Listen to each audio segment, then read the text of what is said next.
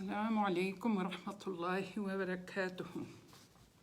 Bienvenidas a la entrega de hoy día con nuestro tema Isa alayhi salam, la paz sea con él, Jesús, la paz sea con él. Bismillah ar-Rahman ar-Rahim. Walhamdulillah rabbil alameen wassalatu wassalam ala sayyid al-mursalin Muhammad sallallahu alayhi wa sallam. En estas temporadas navideñas es menester dar a conocer qué es lo que, o mejor dicho, recordar, porque muchas, alhamdulillah, ya saben y conocen, acerca de Jesús, la paz sea con él. ¿Quién fue Jesús? ¿Qué es lo que nosotros como musulmanes nosotros como musulmanes debemos conocer de Jesús y el contexto histórico en el que fue él enviado, ¿no? También los conceptos básicos importantes que Allah subhanahu wa ta'ala aclara acerca de la personalidad de Jesús. Recordemos que Jesús, la paz sea con él, Isa, hijo de María, como se le conoce en términos islámicos, juega un rol esencial, importantísimo, en la creencia islámica, en lo que se llama la aqida, ¿no? Recordemos que nosotros tenemos 6 pilares de la fe. Uno de esos pilares es creer en los mensajeros y profetas que Allah subhanahu wa ta'ala envió al mundo a través de la historia de la humanidad como guía. Entonces, creer en Jesús es una parte importante de nuestros pilares de fe, de nuestra creencia islámica.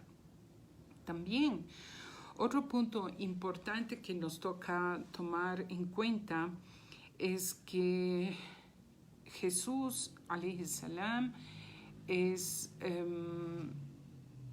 uno en la cadena de mensajeros que fue enviado al mundo y es el más cercano al profeta Muhammad sallallahu alayhi wa sallam, ¿no?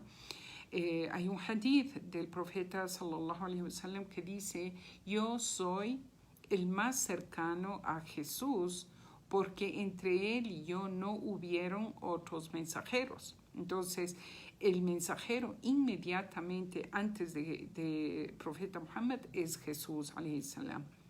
Recordemos también que Jesús descenderá una segunda venida al final de los tiempos. Entonces, vemos que antes del profeta Muhammad alayhi salatu salam y luego de él, al final de los tiempos, los musulmanes y muchos no musulmanes también esperamos su segunda venida, ¿no? Y hay personas como los judíos, los hijos de Israel, que siguen esperando al Mesías porque ellos no reconocieron a Jesús cuando vino la primera vez. Entonces vemos que los musulmanes creer en Jesús es algo esencial, está ligado a nosotros de una forma directa. No hay una distinción también, hermanas, que entre los mensajeros, y sabemos que todos ellos vinieron a cumplir un rol de guiar a la gente, y que todos los profetas y mensajeros están unidos entre sí. No es que cada uno de ellos vino con un mensaje diferente. Esto es importante, ¿no? Porque a veces los cristianos en sus diferentes denominaciones pueden creer que nosotros como musulmanes lo único que hicimos es cambiar la personalidad de Jesús y pusimos a Muhammad en su lugar. Y incluso ahora, alhamdulillah, ya no es un término que se usa, pero recuerdo en el tiempo de mi padre, o sea, unos 50 años atrás o unos 100 años atrás, nos conocían como maometanos o mohammedans, ¿no? En término inglés, por ejemplo, o maometanos, porque creían que nosotros seguimos a Muhammad como ellos siguen a Jesús en esa creencia que ellos tienen, ¿no? Por supuesto, nuestra denominación es musulmanes, nosotros no somos maometanos, ¿no? Seguimos al profeta Muhammad, sallallahu alaihi wasallam, por supuesto, en sus enseñanzas, pero no, por supuesto, no en el concepto que hay que tienen, por ejemplo, los cristianos que se hacen llamar cristianos por ser, entre comillas, seguidores de Jesús. Aunque islámicamente hablando, como se les llama a los cristianos, es Nasara. Nasara es el nombre que Allah da a los que siguieron a Jesús. Y el nombre Nasara en realidad es un nombre noble porque viene de Nasr, que quiere decir triunfo. Es quienes dieron el apoyo a Jesús, ¿no? Esos primeros seguidores. Entonces Allah subhanahu wa ta'ala les denomina a ellos Nasara, los que apoyaron a Jesús, los dieron. Nasr es triunfo, ¿no? Nasr es triunfo, quiere decir quienes apoyaron a Jesús para que triunfe en su misión. Bien, el contexto histórico en el que hoy día vamos a hacer un poquito diferente a nuestras charlas anteriores acerca de Jesús alayhi salam es en qué tiempo histórico vino Jesús, ¿no? Entonces, para esto nos toca entender un poco o tener una idea qué es lo que estaban esperando los judíos, los Beni Israel, los hijos de Israel, o los israelitas con relación a Jesús. Entonces, recordemos que mejor dicho, que en sus libros del Antiguo Testamento estaba mencionado la venida de Jesús alayhi salam, que era el Mesías. El Mesías es el ungido, la traducción de Mesías es el ungido, porque solían a los niños recién nacidos les ungían con un aceite, entre comillas, bendito, ¿no? Entonces, eso era dar un rango, ¿no? Era un rango de respeto, etc. Entonces, se llama así. Entonces, solo es para entender qué quiere decir Mesías. Viene del término árabe Mesías, que quiere decir el ungido. Y también en otras explicaciones dicen el Mesías era aquel que Jesús solía pasar su mano sobre los enfermos, por ejemplo, y les curaba. Pero en realidad el término es que él era ungido. Es el ungido, el Mesías, ¿no? Bien, entonces en ese periodo lo que estaba sucediendo era que los creyentes unitarios, que eran los israelitas que vivían en Jerusalén y todo lo que es esa área de Palestina, ¿no? Estaban siendo gobernados por los romanos. Y los romanos eran un pueblo politeísta, idólatra, que introdujeron las esculturas, las estatuas en la cultura de esa área de lo que es Palestina. y se proliferaron, ¿no?, estatuas, imágenes en todas partes, que eso iba en contra de la creencia monoteísta de los israelitas, ¿no?, que eran los creyentes de aquel entonces. Y también había opresión, había persecución, había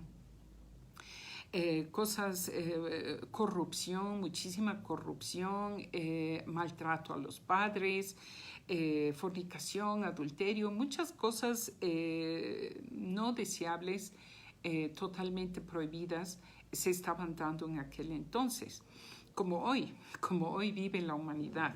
Todo lo que acabo de decir es parte de lo que vive hoy la humanidad. Entonces, este grupo de creyentes israelitas estaban esperando la venida del Mesías y decían, ¿cuándo llegará el Mesías esperado para que restablezca y se mejore la situación de los creyentes, que eran una minoría, los que en realidad estaban practicando la ley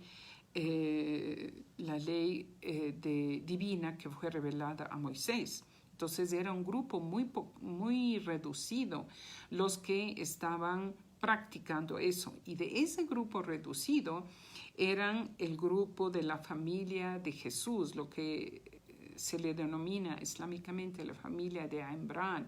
Abraham era el abuelo de Jesús, ¿no? El abuelo de Jesús. Entonces, ellos lo que esperaban, los israelitas, era el Mesías. Escuchen bien esta terminología, hermanas. El Mesías que venía a representar la fuerza política, militar que tuvo David y que tuvo Salomón, ¿no? Porque David y Salomón fueron digamos, en el periodo de máximo resplandor que tuvieron los israelitas, ¿no? Fue donde la civilización, no digamos la civilización, sino digamos, para este pueblo israelita estuvieron en el auge, en la cumbre, en el tiempo de Suleimán, Salomón y David, mejor dicho, David primero y Salomón después, que era el hijo. Entonces, para ellos, para los israelitas, lo que estaban esperando era la venida de un Mesías fuerte, militarmente, políticamente, ¿no?, económicamente, que iba a restablecer el reino que ellos tuvieron en el tiempo de Salomón, de David y Salomón, ¿no? Entonces, esta era la figura mesiánica que ellos esperaban. Ya vamos a relatar el nacimiento de Jesús y todo, pero antes de eso toca hablar un poquito de esta parte histórica. Entonces, cuando Jesús, alayhi salam, nace de una virgen, ¿no?, que está relatado de una forma hermosa en el Corán, que vamos a hablar de eso. Jesús, su forma milagrosa de venir, de ser concebido y su personalidad era un desafío a los israelitas que vivían en aquel entonces, ¿no? Recordemos, ellos están esperando que venga un Mesías fuerte como fue David y Suleimán, pero Jesús no nace de esa forma. Sus características, él más bien es un hombre totalmente desprendido del poder del mundo, y su enfoque fue el enfoque de restaurar la creencia del monoteísmo puro y pristino en el corazón de los judíos, de los israelitas, y que lo que ellos practicaban se ha puesto, mejor dicho, los que ellos creían o decían creer, se ha puesto en práctica de una forma real, y no solamente que quede eso en palabras de la escritura, porque la escritura tiene su valor, pero eso, si es que se pone en práctica, es donde ha alcanzado su objetivo, ¿no? Que en el tiempo de Jesús, los que realmente practicaban, como eran la familia de Abraham, eran muy poquitos, un grupo muy reducido, y habían los saduceos, los fariseos, ¿no? Que eran gente que sabía de la escritura o tenía el poder sobre el templo, pero no practicaban las enseñanzas, ¿no? Entonces, ¿por qué no aceptan a Jesús los judíos que no aceptaron? Porque por supuesto hubieron quienes sí aceptaron y son los que fueron los seguidores de él después. No le aceptan porque él no viene con esa figura de fortaleza militar, política y tampoco económica como la que ellos esperaban, para ellos volver a tener el auge y el poder que algún día tuvieron. Entonces rechazan a Jesús, además de que Jesús hace da muchas enseñanzas y hace sus críticas a su modo de vivir y cómo están ellos llevando las escrituras reveladas. Y entonces es lo que también luego se hace de enemigos, ¿no? Enemigos contra él. Bien, entonces esto es, digamos, más o menos el contexto histórico, que es el tiempo de los romanos. Están siendo gobernados por Herodes, que como dije, introduce todo esto de las estatuas y relata la historia que Herodes tuvo un sueño, así como fue en el tiempo de Faraón, que tuvo un sueño, que un niño va a nacer que le quitará su poder, ¿no? Entonces también masacran a un montón, manda masacrar a todos los niños, así como hizo el faraón. Y de ahí es lo que nace este concepto de los santos inocentes, ¿no? Que todavía algo queda de eso en lo que hoy día la gente festeja. Me parece que es el 28 de diciembre de los santos inocentes, que se refiere a esos niños inocentes que fueron masacrados por Herodes. Claro que esto, si vemos en lo que realmente la gente hace en esas fechas, es lo que aquí se llaman las inocentadas, que es una tradición de decir mentiras o hacer creer a la gente ciertas cosas, le hacen bromas pesadas, ¿no? Entonces se tergiversa, como ven, subhanallah, las enseñanzas, las revelaciones, que Allah hace, van tomando después,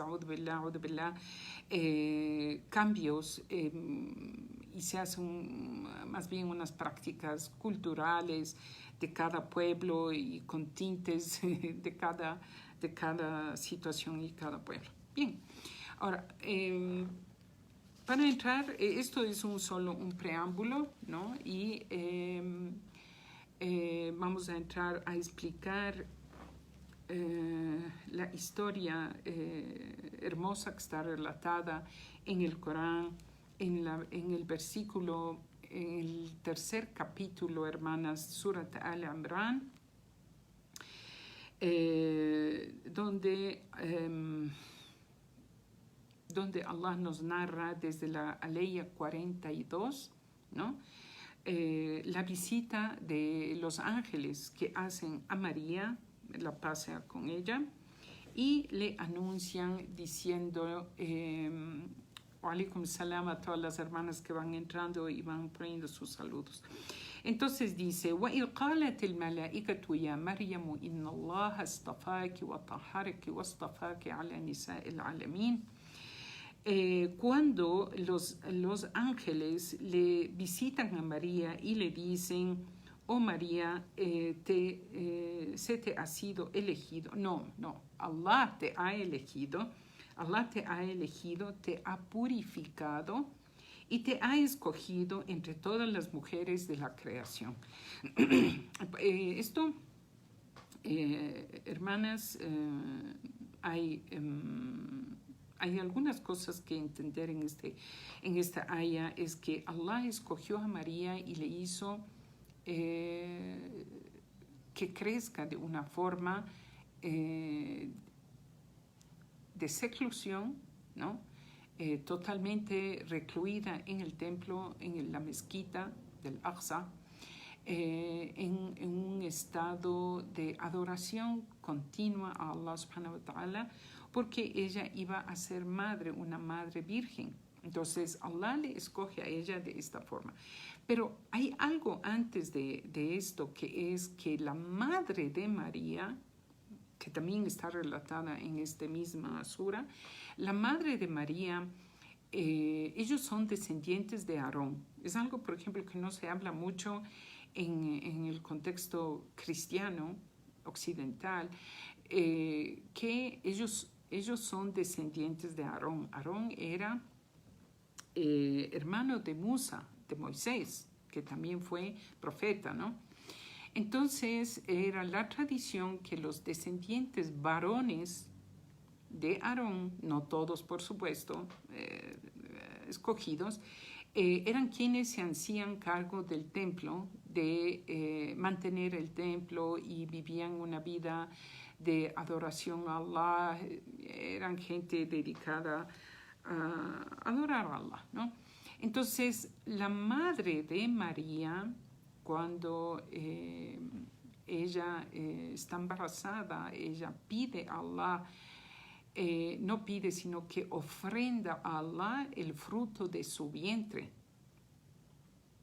Ella ofrenda a Allah el fruto de su vientre y le dice a Allah, inni nadartu laka ma fi batni. O Allah, te he nadart, quiere decir, te prometo, te entrego lo que tengo en mi vientre. Muharrara quiere decir de una forma libre. ¿Libre de qué? Libre del apego al mundo, ¿no? Al apego normal que todos los seres humanos tenemos. Entonces ella ofrece a Allah al fruto de su vientre, pensando que va a ser un hijo varón para que se haga cargo del templo. Pero el rato que ella da a luz a una niña, y ella invoca a Allah, ¿no? Ella invoca a Allah y le dice, oh Allah, yo te había ofrecido un niño, pero he dado a luz una niña, y no es lo mismo un niño que una niña. Y ella le pide a Allah que le acepte a esta niña, a pesar de que era mujer y no era un varón. Y Allah subhanahu wa ta'ala le responde que él acepta esa ofrenda que ella hace, y le inspira que ella sabía que tenía que entregarlo al templo desde que son niños. Era la tradición entregarle al templo. Entonces cuando ella lo entrega a su hija al templo, entonces ahí hay una no discusión en el mal sentido, sino más bien quién va a hacerse cargo de esta niña.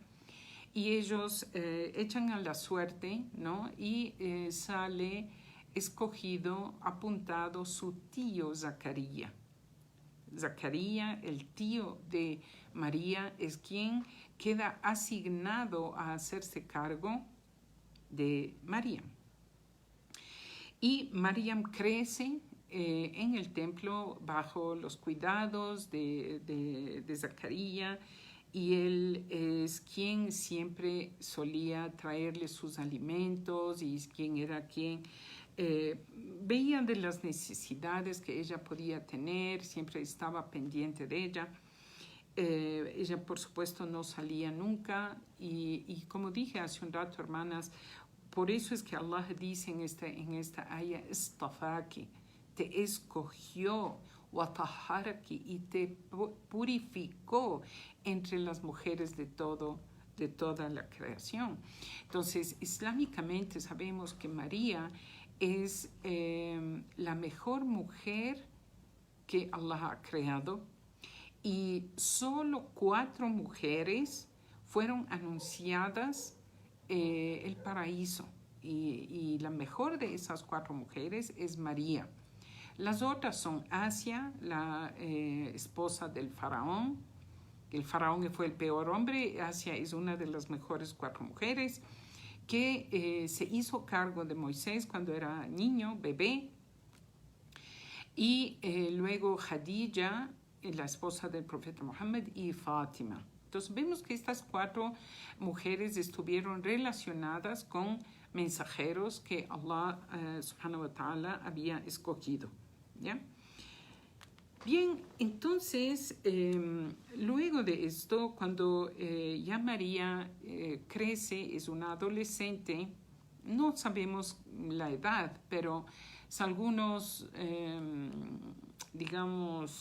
sabios creen que ella estuvo aproximadamente en la edad de unos 13 años cuando recibe la anunciación de que ella va a ser madre.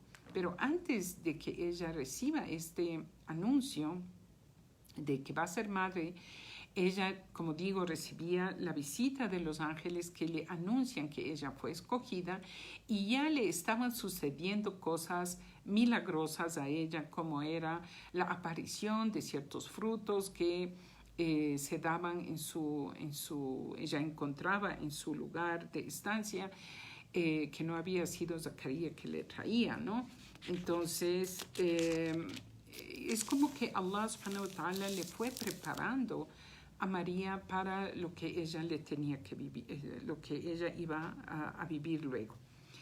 También vemos que cuando ya se aparece el ángel Gabriel, Jibril alayhi salam, y le dice a María, primero, antes de eso, él se le aparece en forma humana, y recordemos que Jibril alayhi salam, y no solo él, sino todos los ángeles que toman una figura humana, siempre toman una figura humana de varonil, masculina. Nunca ellos toman una figura femenina, ¿no? Siempre ellos se materializan en forma de hombres. Y de hombres muy atractivos, como el mejor de ese pueblo, ¿no? Como el mejor de ese pueblo. Por ejemplo, cuando Jibril se aparecía físicamente al profeta Muhammad, tomaba la figura, el parecido de Dihya. Dihya era un sahabi, un compañero de extrema belleza. Era guapísimo, ¿no? Y las mujeres, por supuesto, cuando le veían, sentían una atracción por él. Entonces, la figura que toman los ángeles es la mejor figura. En este caso, Jibril alayhi salam, el ángel Gabriel, toma una figura hermosa de un hombre que se le aparece a María. La reacción de María ante la aparición de Jibril es primero que ella se asusta de dónde salió este hombre, y su reacción inmediata a eso es A'udhu billah, o sea, pido refugio, Allah, en ti, in kunta taqiyan. Si tú realmente eres un hombre que tienes taqwa, taqiyan, taqwa, temor a Allah, como quien dice, pido a Allah refugio de ti, si tú realmente eres alguien que teme a Allah. Entonces, Jibril, a lo que María hace esta invocación de pedir refugio a Allah, él sale de su figura materializada en hombre y toma una figura angelical y le anuncia a María ahí. Antes de seguir con esta historia, hermanas, aquí cabe, todas estas cosas son fuente de muchísimas enseñanzas, y una de esas que vamos a topar hoy día es primero el pudor de María al ver a un hombre que se le presentó, donde ella siempre estaba a solas, y cuando ella solía salir al este de la ciudad, ¿no? Ella solía poner una carpa, ¿no? Como decir, una división con un tipo de tela, como decir, esta es mi área, no me molesten, ¿no? Entonces, cuando ella ve la presencia de este ángel que está en forma de hombre, no es que ella le sonríe o habla o entabla una conversación amigable con ese hombre, sino que ella, su reacción inmediata es pedir refugio a Allah de este hombre. Entonces, esta es una enseñanza para las mujeres, para nosotras las mujeres, cuando estamos en contactos con hombres que no son nuestras familias, no es nuestro esposo, nuestro padre, nuestro hijo. Esto se llama en árabe mahram. El mahram es el hombre con quien no me puedo casar, o ya estoy casada, en este caso el esposo, pero mahram es el padre, el hijo, el tío, el abuelo, ¿no? Cuando no es un mahram, ¿cómo es nuestra reacción al hablar con esos hombres? La naturaleza femenina es sonreír, ¿no? Es la naturaleza de las mujeres sonreír, y eso, según la psicología, es un mecanismo de defensa, ¿no? De las mujeres. Entonces, las mujeres utilizamos la sonrisa como un mecanismo de defensa ante alguien que le vemos que es más fuerte, como un hombre, que puede hacer algo. Entonces, es como que una mujer quiere suavizar la situación y sonríe. Pero esas sonrisas que a veces uno puede dar pueden ser mal interpretadas por el sexo opuesto, y tomarla como, yo soy presa fácil, o tú me caes bien, entablemos una conversación o una relación, ¿no? Entonces, esto es algo que nosotras, las mujeres, debemos saber y conocer, que nuestras acciones, nuestras palabras, que a veces no son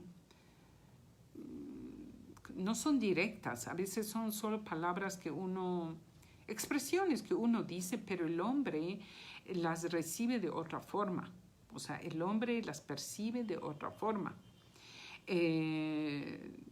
Como me han oído ustedes en las charlas que daba sobre la diferencia entre hombres y mujeres, que la mujer puede decirle al hombre en forma de queja o en forma de simplemente compartir, tu hijo hoy día se portó mal, y ella lo único que está haciendo es desahogándose. Pero el mensaje que recibe el hombre es: pon orden y castiga a tu hijo que me faltó el respeto, ¿no? Entonces, esto solo es un paréntesis en las charlas, hermanas, pero siempre, por supuesto, lo que se trata es de sacar enseñanzas de todo lo que Allah subhanahu wa ta'ala ha revelado, y en este caso vemos que la actitud de María con Jibril es de pedir refugio en Allah. como quien dice, yo no voy a entablar una relación contigo, y es más, lárgate, o sea, vete. Si tienes temor de Allah, si eres un hombre creyente, vete. Entonces, por eso es que él en ese momento toma su forma angelical, ¿no? Para que María esté tranquila. Bien, seguimos con la historia. Entonces, ¿qué es lo que Jibril alayhi salam le dice? Le dice, dice Allah subhanahu wa ta'ala, وَإِذْ قَالَتِ الْمَلَائِكَةُ يَا مَرْيَمْ إِنَّ اللَّهَ يُبَشِّرُكِ بِكَلِمَةٍ مِّنْهُ. Cuando le dijeron los ángeles, Allah te anuncia una palabra, ¿no? Procedente de él, cuyo nombre será el ungido, el Mesías. Entonces, los ángeles ahí, o el ángel Gabriel, ya le anuncian a María algunas cosas. Primero, de que ella va a ser madre de ¿quién? Del Mesías. ¿De cuál Mesías? Del que estábamos hablando al inicio de la charla. Las hermanas que entraron tarde pueden ver el inicio de la charla, ¿no? O sea, era alguien que estaba esperado, estaba en sus escrituras, y Allah le avisa a María a través del ángel Gabriel que ella va a ser madre del Mesías, de ese Mesías esperado, y le da el nombre y le pone el nombre. No es que María le puso el nombre a su hijo, le dice su nombre es Isa ibn Maryam. Y Isa está en árabe, y en el idioma que hablaban Jesús y María era el arameo. Y en arameo el nombre de Jesús es Iso. Y si vemos Iso, es muy parecido a Isa, ¿no? Isa. Y se introduce después la J, que es de Jesús, o Jesus, por ejemplo, en inglés al nombre original, cuando fue tratado de ponerle el nombre de Iso al griego o a estos otros idiomas que ya vinieron después, ¿no? Pero su nombre original en arameo era Iso, o en árabe Isa, ¿no? Y le dice, ¿hijo de quién? De María. Isa ibn Maryam. Isa, hijo de María. ¿Qué le está diciendo Allah ahí? Le está diciendo, él no va a tener padre. Entonces, porque normalmente uno lleva el nombre de el apellido de su padre, ¿no?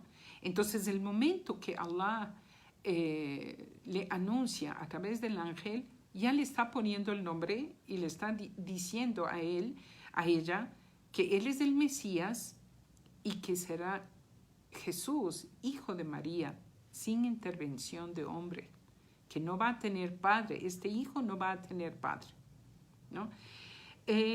Y luego le da las ciertas características de ese hijo que va a tener. Dice Isa ibn Maryam, wajihan fid dunya, ¿no? Será Isa, hijo de María, tendrá un alto rango en esta vida, y wajih no solo es alto rango, sino también recto, ¿no? Un hombre recto. في الدنيا والآخرة, tendrá un alto rango en esta vida y en la próxima, y será de los que estén cerca de Allah. ومن المقربين, que son de los que tendrán un lugar, un rango alto ante Allah subhanahu wa ta'ala. Luego da otras características, dice, وَيُكَلِّمُ النَّاسَ فِي الْمَهْدِ, él hablará en la cuna. Todo esto es antes de que nazca, ¿no?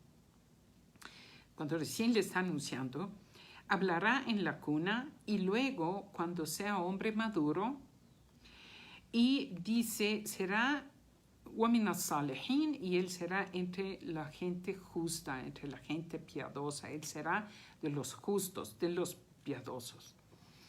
Entonces, ahí en estos versos, hermanas, de Surat al-Imran, que les digo, está desde la número 42, esto que estoy citando ahorita, ya estamos en la 46, ¿no? Para las hermanas que quieran luego tomar nota o revisar.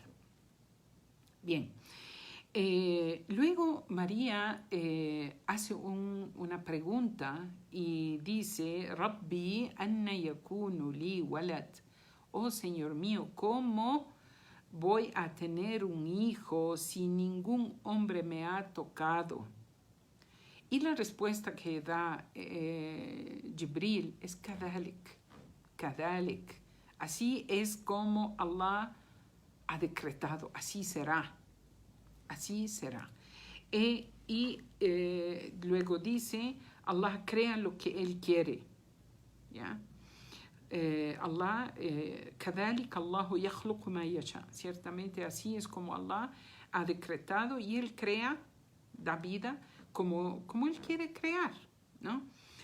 وإذا قضى أمرا فإنما يقول له كن فيكون. Y cuando Él decreta algo simplemente dice que sea y es. Entonces, aquí hacemos una pausa en esta ayah, hermanas, que Allah subhanahu wa ta'ala, su decreto, para Él nada es imposible. Nosotros creemos en la concepción milagrosa de Jesús. Por estas ayat, para nosotros no tenemos que buscar la explicación científica del asunto ni nada. Simplemente si Allah decreta una cosa que sea, así será.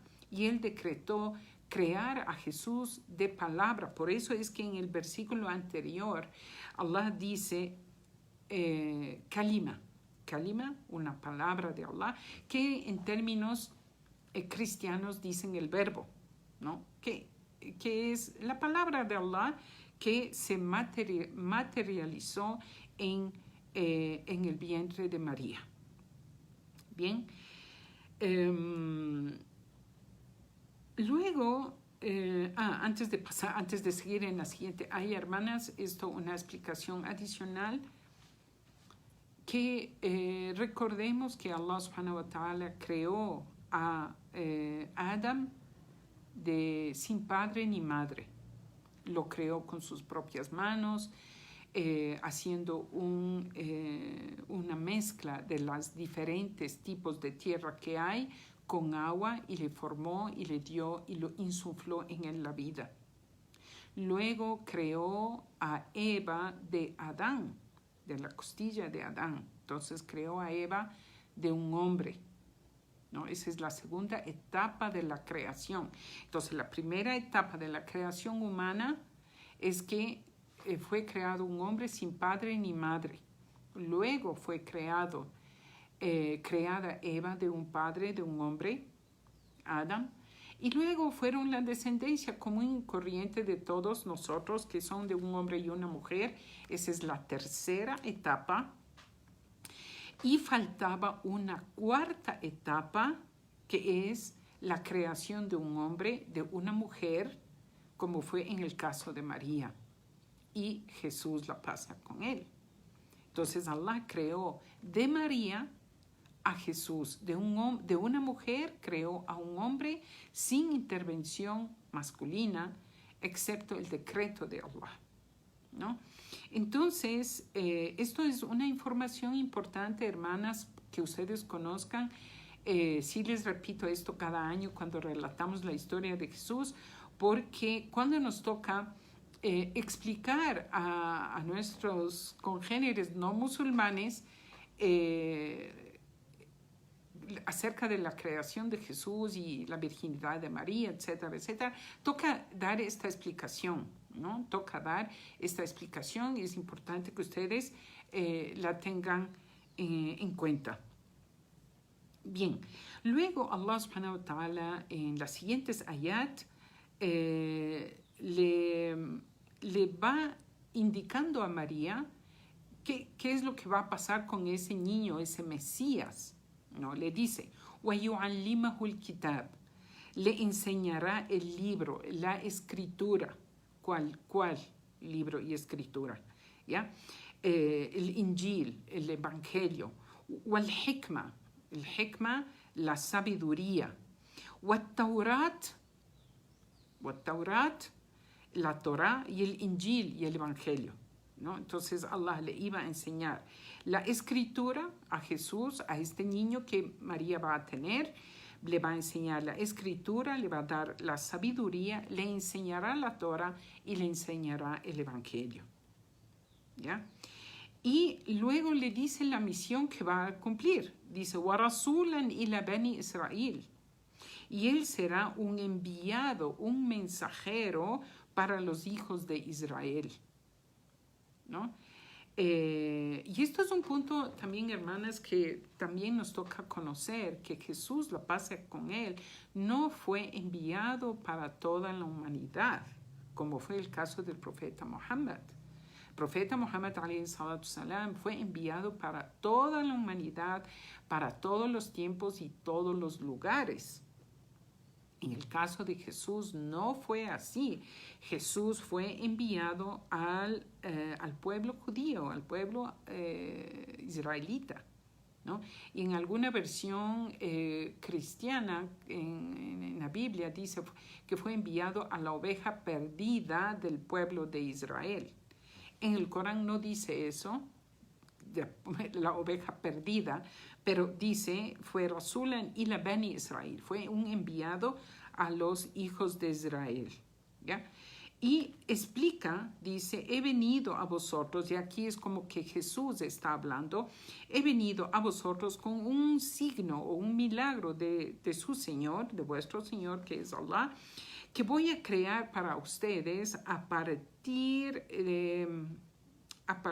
de barro algo con forma de ave, soplaré en ello y será un ave con el permiso de Allah.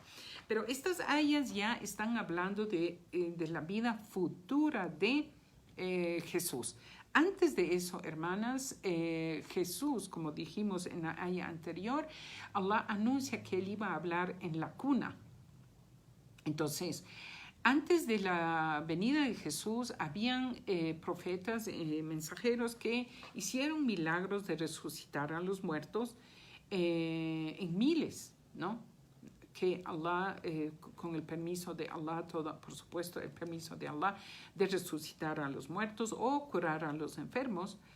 Eso hicieron otros profetas antes, pero en el caso de Jesús hizo eso, más que él habló en la cuna. Y esta parte no está registrada para los cristianos, ellos no tienen el registro de que Jesús habló de recién nacido.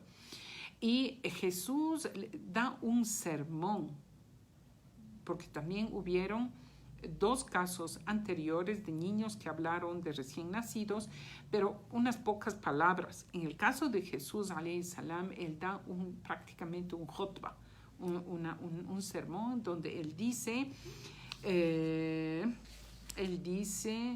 Inni Abdullah. Entonces, él de recién nacido, volvamos otra vez al contexto histórico, María se embaraza de Jesús, ya el ángel se va, ella sigue su embarazo, luego ya le toca el momento del parto, también eso está mencionado en el Corán, la historia del parto.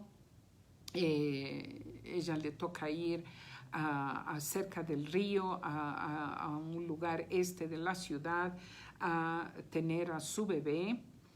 Y en ese momento ella hace una proclamación que dice, me hubiera gustado ser olvidada, me hubiera gustado que yo no haya sido tomado en cuenta para esto, porque ella sabía todo lo que iba a tener que enfrentar de las habladurías de la gente acerca de su castidad, de su pureza, ¿no? Y efectivamente, entonces, cuando ella va cargando a su bebé y se enfrenta ya se va cerca del templo y está con la gente, Allah nos narra ese diálogo y le dicen, Ya Maryam, anna laki hada, Maryam, ¿tú de dónde has sacado esto?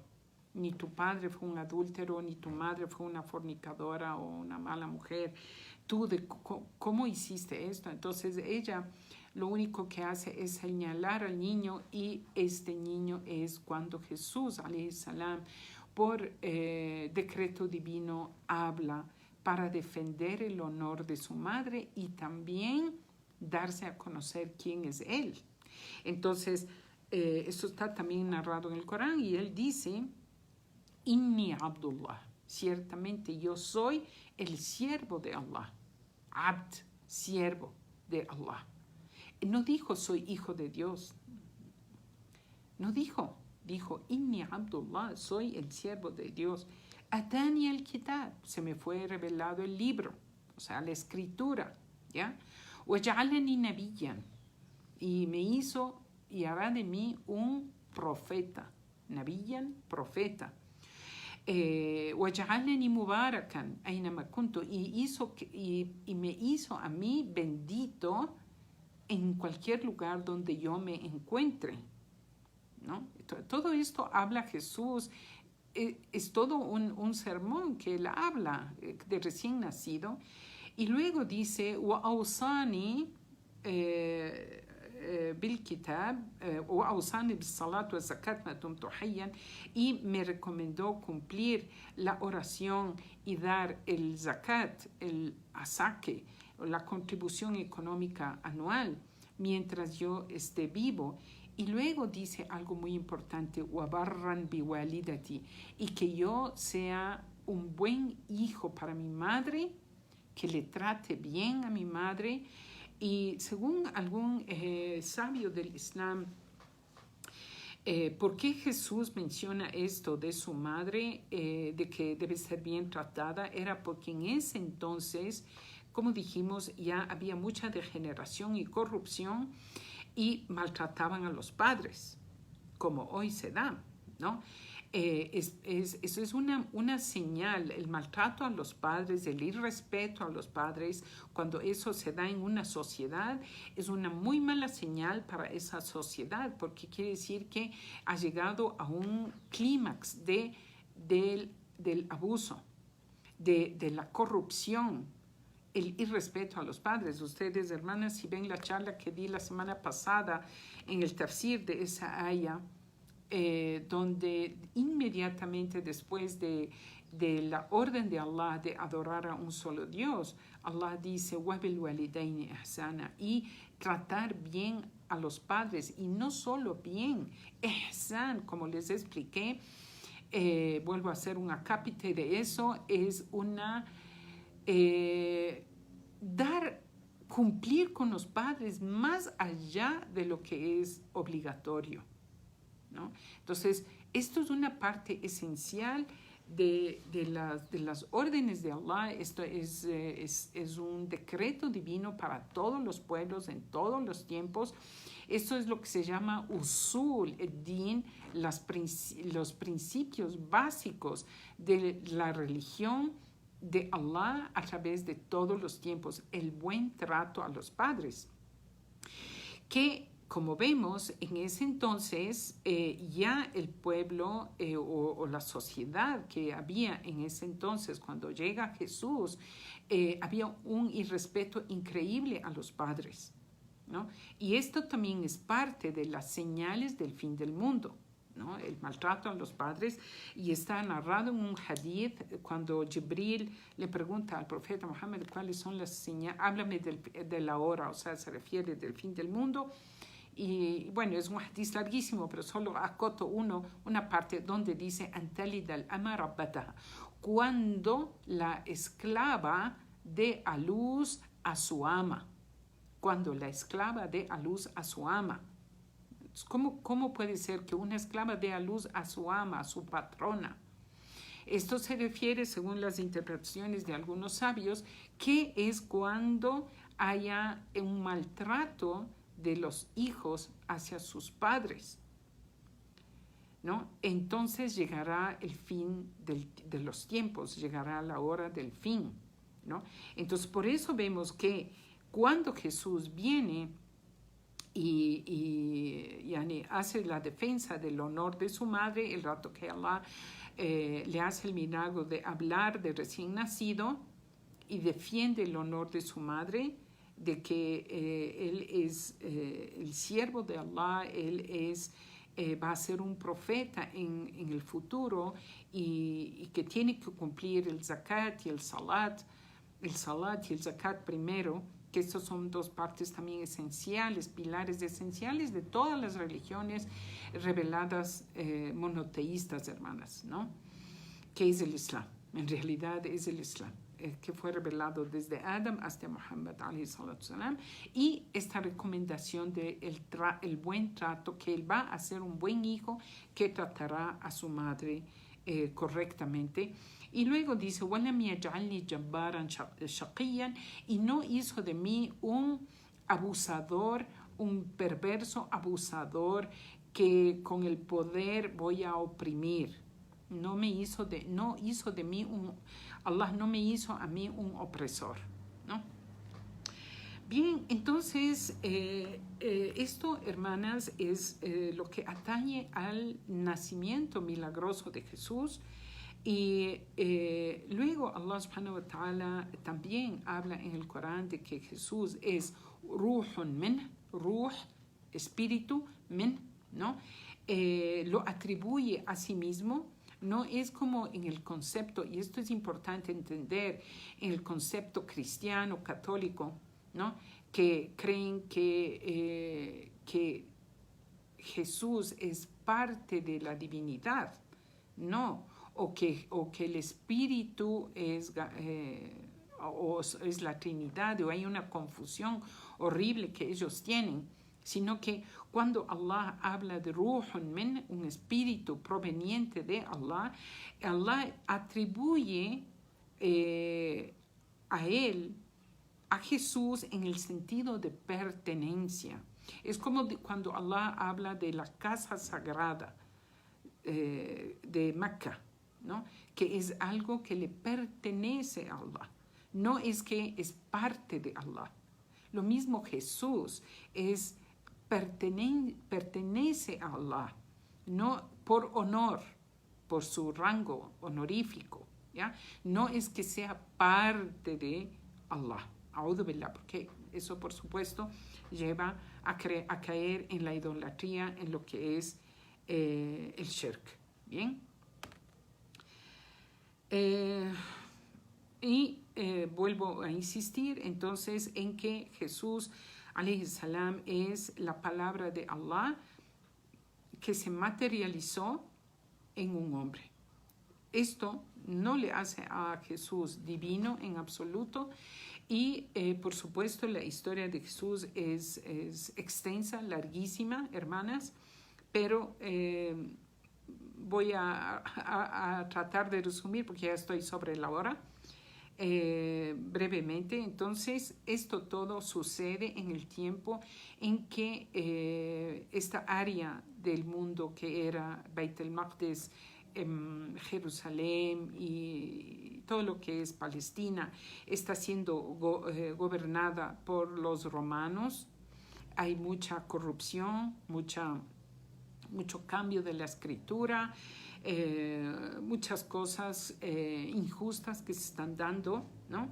Y como había la orden de Herodes de matar a todos los niños, es cuando María escapa con Jesús hacia Egipto sin José. José no es una personalidad real, eso es invento, según se sabe, invento de la iglesia para, entre comillas, cubrir a María, aunque María no necesita ser cubierta. Por supuesto, tuvo sus detractores entre los judíos y mucha gente sigue haciendo eso, hablando del honor de María, ¿no? María escapa con Jesús a Egipto para protegerle de la masacre que se están dando en esa área del mundo. Y luego de un periodo de tiempo ella vuelve a esta ciudad de An-Nasira, que existe todavía en la ciudad de Nasira, que se le conoce en el mundo occidental como Nazaret, ¿no? Esta ciudad era una ciudad abandonada, no abandonada en el sentido de que no había nadie, sino que no había interés del gobierno central romano de mantenerla limpia y hermosa, como era en el caso de Jerusalén, que ellos quisieron hacer de Jerusalén un lugar turístico de visita, que mucha gente vaya y haya comercio, y pusieron estatuas, etc. Sino que Názara o Nazaret digamos, está aparte, ¿no? Y era una ciudad que no tenía infraestructura, tenía suciedad en sus calles, pero ahí, en cambio, estaban concentrados los creyentes que habían de aquel entonces, que todavía practicaban las escrituras, ¿no? Entonces, esto es un punto importante, hermanas, que Jesús no vino con un nuevo mensaje, sino que Él, tanto Él como María y todos ellos estaban bajo la ley mosaica, lo que es la revelación que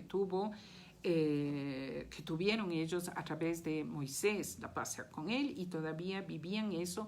Por supuesto, Jesús fue circuncidado, o sea, se le practicó la circuncisión. Él era judío, ¿no?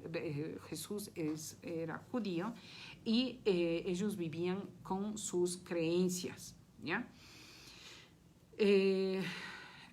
Vemos que Jesús, hermanas, en su primera venida, que es la que ya pasó hace 2000 años, Él estuvo practicando la ley que fue revelada a Moisés, ¿no? Y también, por supuesto, el Evangelio, ¿no? Y en su segunda venida, Él pondrá, en cambio, en práctica la ley de Muhammad, la Sharia que fue revelada por Allah al profeta Muhammad.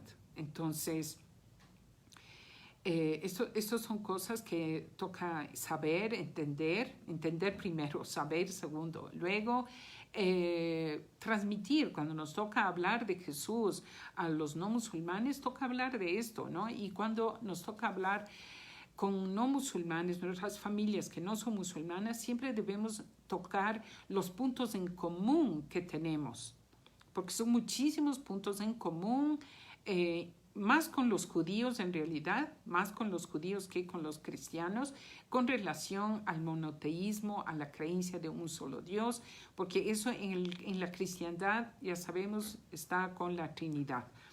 Pero también tenemos puntos en común, que es la creencia en Jesús, la creencia en que Él nació de una virgen, que Él vendrá una segunda venida, que Él tendrá un rol preponderante para los musulmanes y para todo el mundo en su segunda venida. Bueno, luego Jesús crece y Él estudiaba con los eruditos sabios que había en Nazaret, en Názara, y como Allah le había dotado, él era dotado especial de Allah subhanahu wa ta'ala. Él tenía muchas respuestas y conversaciones con los eruditos de su tiempo, los fariseos, la gente, los rabinos que habían, y solía dar unas respuestas atónitas que denotaban que tenía una, no solo inteligencia que Allah había dotado, sino conocimiento de muchas cosas.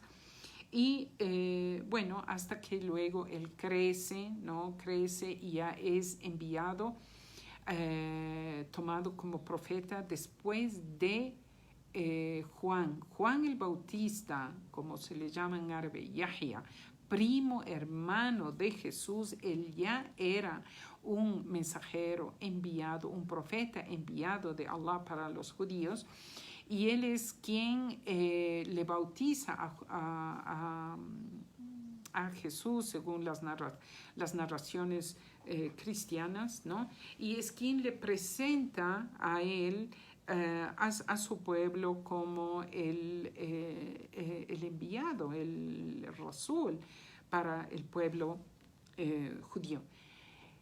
realmente, hermanas, es una historia bien extensa. Que dar esto en 1 hora queda muy corto, pero hay puntos esenciales que luego es la ascensión de Jesús, porque complotan en contra de él para matarle, y Allah subhanahu wa ta'ala nos narra que no le mataron ni le crucificaron, sino que fue ascendido a los cielos, fue salvado, ¿no?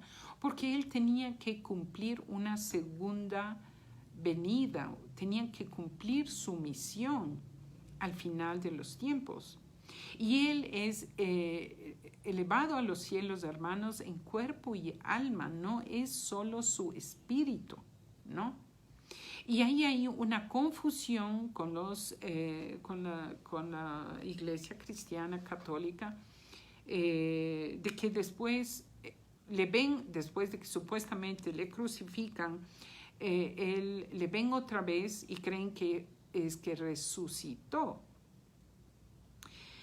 Cuando en realidad, y hay narraciones de que le ven que se va al cielo y eso, etcétera, etcétera, ¿no es cierto? Pero eso es una confusión que tuvieron, y Allah nos aclara esto en el Corán diciendo: innama shubbiha lahum. Ellos les pareció que fue así, que le cogieron y le mataron. Luego dice: ellos siguen conjeturas, conjeturas, algo que no hay certeza. O sea, ellos mismos no tienen certeza de lo que pasó, porque Allah le elevó. O sea, ellos complotaron en contra de Jesús, los judíos que le traicionaron y no querían someterse a los mandatos de Allah que mandó a través de Jesús. Como dije al inicio de la charla, hermanas, es que ellos esperaban a un Mesías, hijo de David, en el sentido, no hijo de David, sino que en el sentido de que él iba a venir con poder militar, político y económico, para restaurar el templo que fue destruido. Esto, hermanas, nos lleva a una charla mucho más amplia que me tomaría 1 hora más explicar, y voy a pensar a ver si es que me animo a darles esto la próxima semana, que justo va a ser en épocas navideñas, para completar esta información de que por qué fue destruido el templo, ¿no? Pero quizás algunas de ustedes no vean o no terminen o no haya una continuidad. Les narro brevemente, inshallah en otra clase explicamos más con datos históricos y qué es lo que en realidad pasó. Ese templo fue destruido por fruto de la rebeldía del pueblo judío, después de que Suleimán ya murió y todo, fue destruido, y ellos fueron llevados prisioneros, esclavos, hacia Babilonia. Recordemos que esto sucedió en Canaán, en lo que hoy es Palestina. Entonces, cuando ellos abusan de las leyes de Allah, Allah manda sobre ellos alguien que les oprima, porque no es que aparecen por ahí las cosas de una forma accidental, no, esto es fruto de una desobediencia y desafío que ellos hacen, y caen en lo que es la práctica de la brujería, la magia negra, caen en un montón de pecados muy feos, ¿no? Entonces luego Allah manda sobre ellos a Nabucodonosor, un rey babilonio, que les extermina, es destruido el templo, y ellos son llevados esclavos hacia lo que hoy es Irak. Y así pasan mucho tiempo dispersos, por eso viene el término de judío errante, ¿no? Ellos pasan de muchos lugares, en muchas partes de la tierra. Luego hay una reconstrucción del templo unos años, 70 años antes de Jesús, la paz sea con él. Y luego hay una vuelta de destrucción de eso cuando ellos asesinan a Juan el Bautista, primo de Jesús, alayhi salam, y luego intentan, y mataron antes a Zacarías, asesinaron a Zacarías, le cogieron y le amarraron a un tronco de un árbol y le serrucharon y le partieron en dos. Entonces, un pueblo asesino de profetas, ¿no? Entonces, por eso es que Allah manda sobre ellos gente que les oprima, les destruye su templo, les dispersa a ellos en la tierra, ¿no? Entonces, cuando viene Jesús, ellos creían que iba a venir con ese poder. Y como no vino el Mesías con ese poder, no le aceptaron. Y es por eso que ellos, al final de los tiempos, ellos siguen esperando la venida del Mesías. Entonces, al final de los tiempos, cuando aparece el anticristo con poder, es que ellos le van a seguir. Ellos serán quienes le dan el apoyo al anticristo, porque el anticristo vendrá con un poder muy grande que Allah le otorga. Y será la peor fitna, la peor prueba para la humanidad, tendrá muchos seguidores. El hadith del profeta sallallahu alaihi wasallam dice, aparecerá el anticristo desde la ciudad de Asfahan, que es en Irán, acompañado de 70,000 judíos. Entonces, ellos son quienes le van a apoyar al anticristo y por eso es que también ellos hoy son un estado militarmente fuerte. Se preparan para estos grandes acontecimientos que están por darse al final de los tiempos, ¿no? Y los judíos, según Allah lo que dice en Surat al-Isra, tendrán 2 periodos de estar en la cumbre, ¿no? Y según las explicaciones de los sabios, la una ya pasó y la segunda es la que están ahorita teniendo. Por supuesto, esto se presta para una charla increíble, largura, a pesar de que yo ya he dado esto, hermanas, en charlas anteriores. Si gustan, pueden buscar aquí mismo por este medio charlas sobre Jesús y charlas sobre las señales del fin, donde esto que les acabo de explicar brevemente está explicado de una forma más extensiva. Bien, entonces, concretando, hermanas, Jesús no fue crucificado, Él vendrá una segunda venida, descenderá en el minarete este de la ciudad de Damasco, según el hadith, y será acompañado de ángeles, que Él descenderá de los cielos y será acompañado por los ángeles. Todo el mundo sabrá que vendrá Jesús y Él vendrá en un tiempo de muchísima tribulación.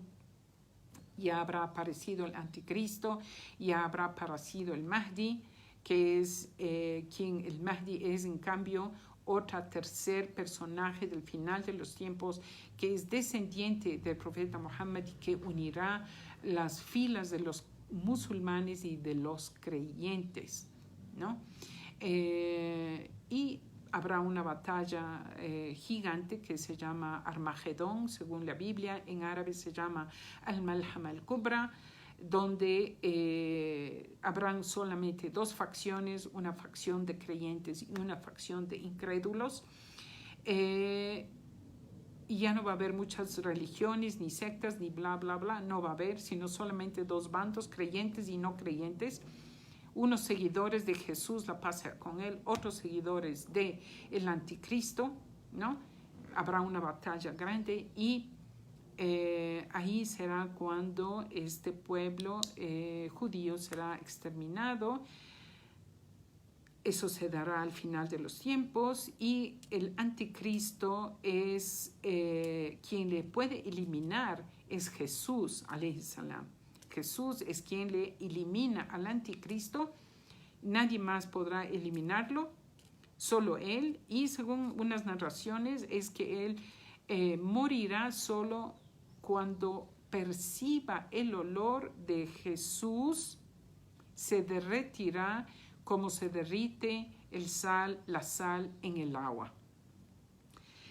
Entonces, hermanas, cuando hablamos de Navidades, que estamos en estas épocas que se repiten todos los años, los musulmanes y los no musulmanes también somos probados en estas fechas, ¿no? Entonces, muchas veces la gente puede dejarse deslumbrar por lo colorido de la Navidad, los moles con luces, las ventas que suben en esta época del año.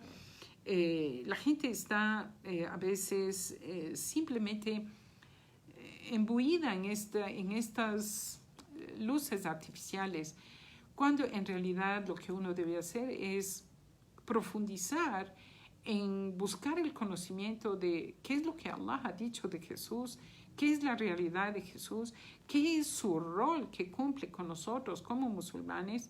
Vemos que está mencionado en el Corán 25 veces está mencionado Jesús, 30 veces está mencionada María.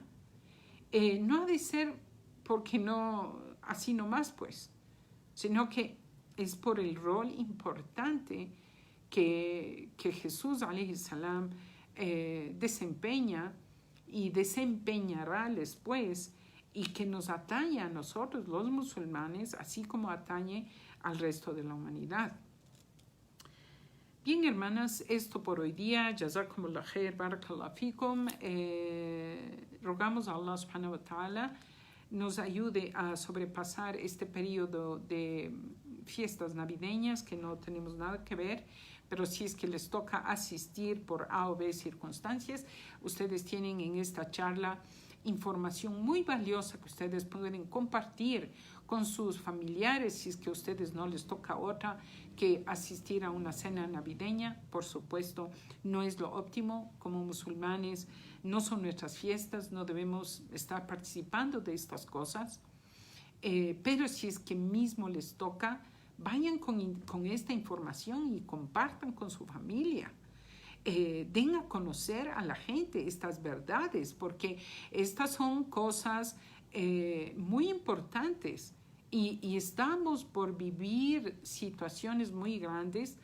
Entonces es justo y necesario que las compartamos. Allah nos ha revelado esto para conocer, saber y no caer en cosas dudosas, en cosas pecaminosas. Jazakumullah khair, hermanas, barakallahu fikum, wassalamu alaikum wa rahmatullahi wa barakatuh, subhanakallahumma wa bihamdika, ashhadu an la ilaha illa anta, subhanaka wa atubu ilayk. Wassalamu alaikum.